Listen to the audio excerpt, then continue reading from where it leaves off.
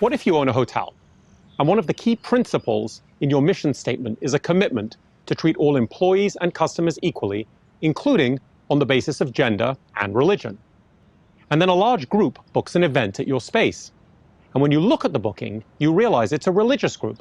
And one of their key principles is that women should never leave the home and should have no opportunities for professional development outside of it.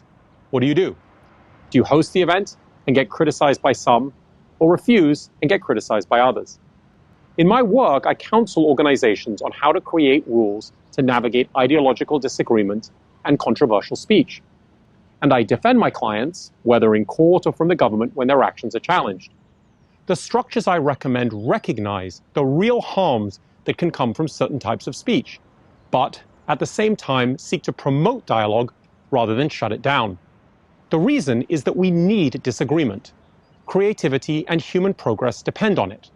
While it may be often easier to speak with someone who agrees with everything you say, it's more enlightening and oftentimes more satisfying to speak with someone who doesn't. But disagreement and discord can have real and meaningful costs.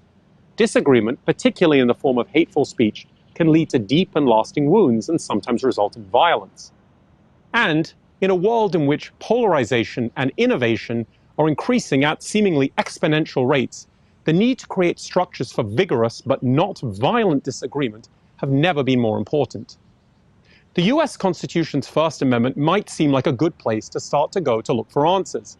You, like I, may have often heard somebody say that some form of a speech restriction, whether from an employer, a website, or even somebody else, violates the First Amendment. But in fact, the First Amendment usually has little, if any, relevance at all. The First Amendment only applies when the government is seeking to suppress the speech of its citizens. As a result, the First Amendment is by design a blunt instrument. A narrow category of speech can be banned based on its content. Almost everything else cannot.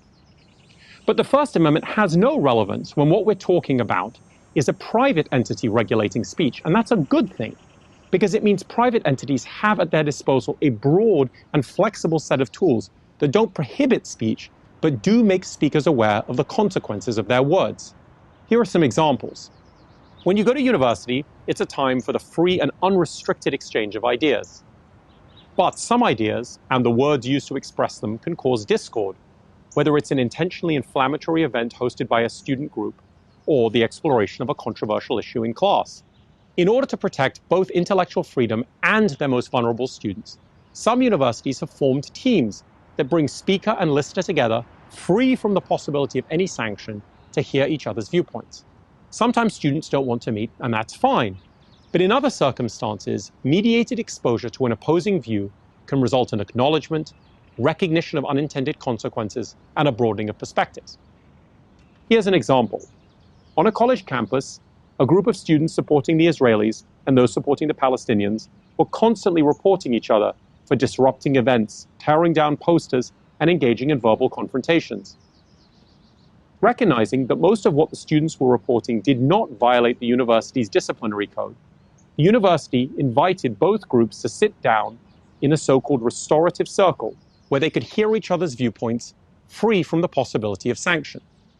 After the meeting, the ideological disagreements between the groups remained as stark as ever, but the rancor between them significantly dissipated. Now, obviously, this doesn't always happen, but by separating reactions to speech from the disciplinary system, institutions of higher education have created a space for productive disagreement and the broadening of perspectives. We're all biased. I don't mean that in a bad way. All of us are influenced, and rightly so, by our family background, our education, our lived experience, and a million other things. Organizations too have influences, most importantly the beliefs of their members, but also the laws under which they're governed or the marketplace in which they compete. These influences can form a critical part of a corporate identity, and they can be vital for attracting and retaining talent. But these biases, as I'm calling them, can also be a challenge, particularly when what we're talking about is drawing lines for allowing some speech and not allowing others. The temptation to find speech harmful or disruptive simply because we disagree with it is real, but equally real is the harm that can come from certain types of expression. In this situation, third parties can help. Remember the hotel trying to decide whether or not to allow the religious group to host its event? Rather than having to make a complex, on-the-spot decision about that group's identity and message, the hotel could instead rely on a third party. Say, for example, the Southern Poverty Law Center, which has a list of hate groups in the United States, or indeed even its own outside group of experts brought together from diverse backgrounds. By relying on third parties that draw lines outside the context of a particular event, organizations can make content decisions without being accused of acting in self-interest or bias.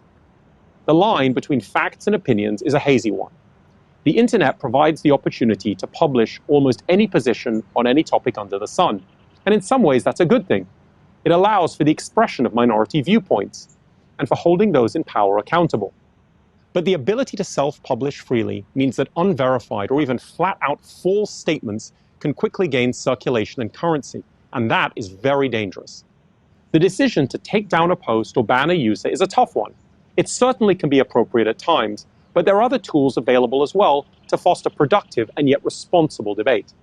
Twitter has recently started labeling tweets as misleading, deceptive, or containing unverified information. Rather than block access to those tweets, Twitter instead links to a source that contains more information about the claims made. A good and timely example is its coronavirus page, which has up-to-the-minute information about the spread of the virus and what to do if you contract it. To me, this approach makes a ton of sense. Rather than shutting down dialogue, this brings more ideas, facts, and context to the forum. And if you know that your assertions are going to be held up against more authoritative sources, it may create incentives for more responsible speech in the first place. Let me end with a hard truth. The structures I've described can foster productive debate while isolating truly harmful speech. But inevitably, some speech is going to fall in a gray area, perhaps deeply offensive, but also with the potential to contribute to public debate. In this situation, I think as a general matter, the tie should go to allowing more rather than less speech. Here's why. For one, there's always the risk that an innovative or creative idea gets squelched because it seems unfamiliar or dangerous. Almost by definition, innovative ideas challenge orthodoxies about how things should be. So if an idea seems offensive or dangerous, it could be because it is, or it might simply be because we're scared of change. But let me suggest that even if speech has little to no value at all, that deficiency should be shown through open debate rather than suppression. To be very clear, false speech can lead to devastating real-world harms, from the burning of women accused of being witches in Europe in the 15th century, to the lynching of African Americans in the American South, to the Rwandan genocide. The idea that the remedy for false speech is more speech isn't always true, but I do think more often than not, more speech can help. A famous story from First Amendment case law shows why. In 1977, a group of neo-Nazis wanted to stage a march through the leafy, peaceful suburb of Skokie, Illinois, home to a significant number of Holocaust survivors. The city council immediately passed ordinances trying to block the Nazis, and the Nazis sued. The case made it all the way up to the US Supreme Court and back down again. The courts held that the neo-Nazis had the right to march, and that they could display their swastikas and give their salutes while doing so. But when the day for the march came, and after all that litigation, just 20 neo-Nazis showed up in front of the federal building in Chicago, Illinois, and they were met by 2,000 counter-protesters, responding to the Nazis' messages of hate with ones of inclusion.